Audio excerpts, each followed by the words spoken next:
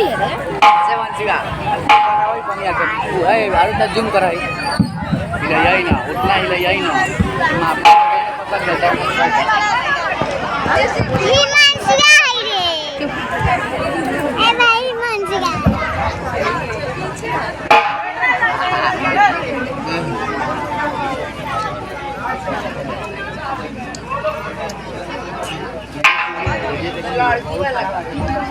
बहू ओ बहू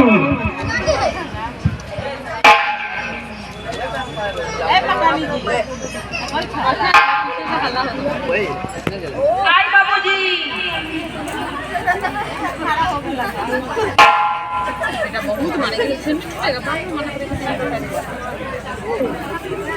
इस समय इस गाड़ी से आए हैं बाबूजी। उफ, क्या बताऊं, अपनी राज है, अपना सरकार है, फिर अपनी मनमानी क्यों नहीं चलेगा? ना कानून है ना कोई कायदा है, न जाने सरकार बनने से क्या फायदा है। क्या हुआ? जनता एक्सप्रेस अभी आई है, पूरे 5 घंटा लेट। कौन जहाँ रुकता है वहीं जगह डाल देता है। न उसका रुकने का कोई निश्चित समय है, न चलने का कोई ठिकाना। लड़के जहाँ चाहते हैं वहीं जंजीर खींच देते हैं। उन मूर्खों को कौन समझाए? मुझे 1 गिलास पानी पिलाना बहू।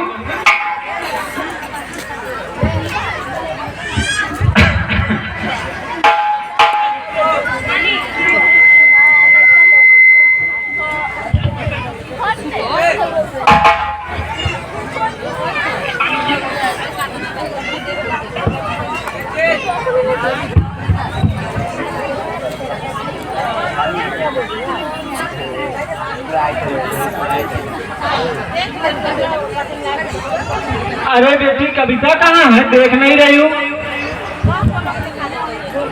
10 बजे जब कब लेकर है अब तक दौड़ कर नहीं है।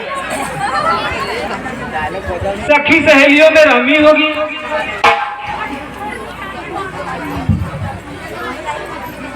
लेकिन इतनी शाम हुई, उसे तो जरूर लौटाना चाहिए था। जवान लड़कियों को इस तरह घर से बाहर निकलना अच्छी बात है? जब से उसकी माँ मरी है बेचारी एकदम बेसहारा हो गया है। घर उसे काट खाने दौड़ता है। बेचारी सूरी। अरे सुरेंद्र भी नहीं है। वो नौकरों की खोज में पटना गए हुए हैं।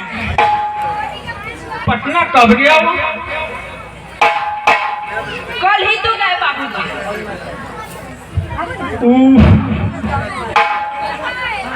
बेचारे के ऊपर गृह का बोझ पड़ गया है। क्या करता बेटी? कविता के माँ के मरने के बाद घर सुना सुना हो गया था। लाचार होकर पिताजी की बात रखनी पड़ी। इतनी सी छोटी उम्र में वो शादी नहीं करता तो क्या करे? अभी तो 25 साल भी नहीं चढ़ा बेचारी पर।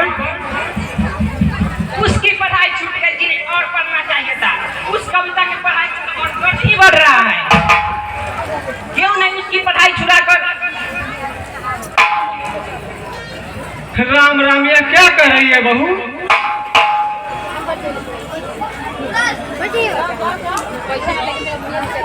आगे चलना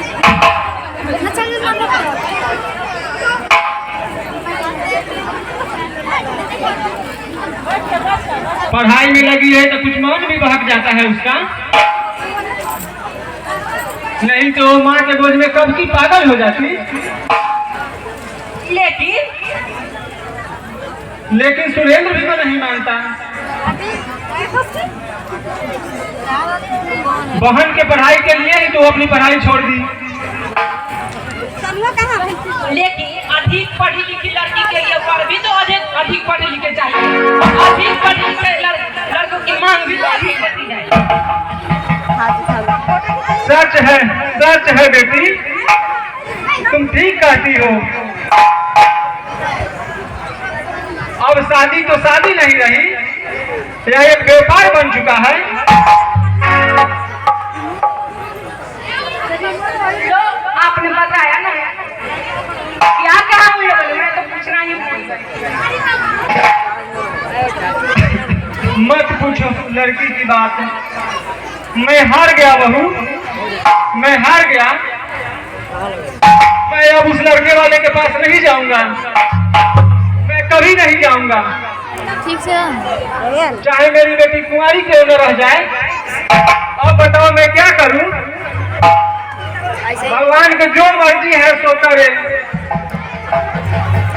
मैं समझ गया बहू, भगवानों के लिए गरीबी की जगह में कोई जगह नहीं है। क्या हुआ बाबूजी, जरा मैं भी तो सुनूं। क्या करूं तो किसको सुनाऊं, किसके किसके पास रहूं, किसके पास अधिक दिन दिलाऊं? कोई सुनने वाला तो नहीं है।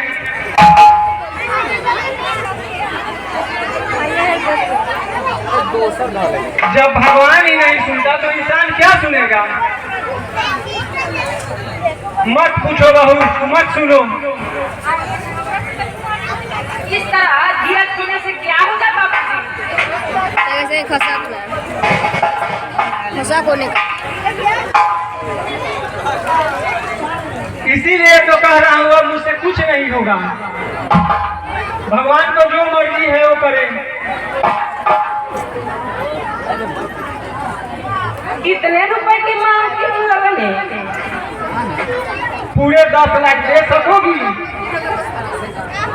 हाय हाय, 10 लाख? हाँ पूरे 10 लाख। सभी मोहनलाल नहीं होते बहू, सभी मोहनलाल नहीं होते। मैंने तुम्हारे पिता से कुछ मांगा, ये दुनिया जानती है तुम्हारे पिताजी ने जो उनको बुझाया सो हमको दिया, और मैंने अच्छे से स्वीकार कर लिया। कोई कह सकता है कि मोहनलाल ने दहेज के लिए कोई डिमांड किया हो? अपने को कीमती वस्तु समझते हैं, जब चाहा सरे बाजार में नीलाम कर दिया। गजब की वीरांगना है। उस निठल्ले लड़के के लिए 10,000? नहीं नहीं, और फिर इतने रुपए आएंगे भी कहाँ से? तो फिर तुम चुप रहो, मत बोलो। जब भगवान ही चुप है तो इंसान के क्या चलने वाला है? एक बात कहो बाबूजी, क्या? आप तो जल्दी ही घबरा जाते हैं।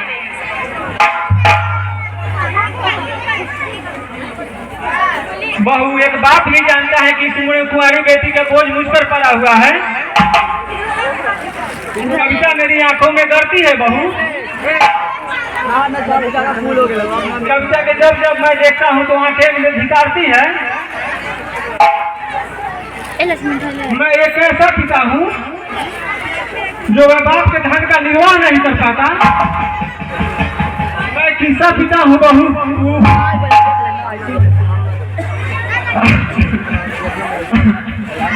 भगवान इस जमाने में किसी को बेटी ना दे।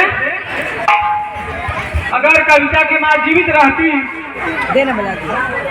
तो इस अवस्था में वो फांसी लगाकर खुद मर जाती, लेकिन मुझसे वो भी नहीं हो सकेगा।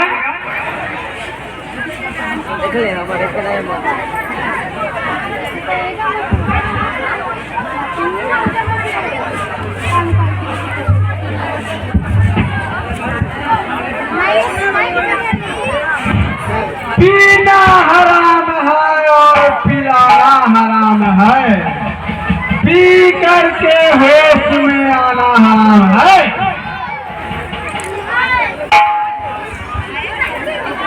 जा बेटी जा, साल सुंदर लाल आ गया। वो जरूर रुपए की मांग कर बैठेंगे।